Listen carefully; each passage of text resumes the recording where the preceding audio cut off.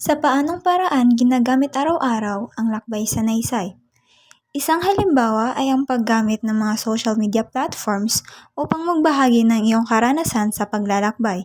Maaari kang mag-post ng mga larawan, video, o kwento sa iyong social media accounts tulad ng Facebook, Instagram o Twitter.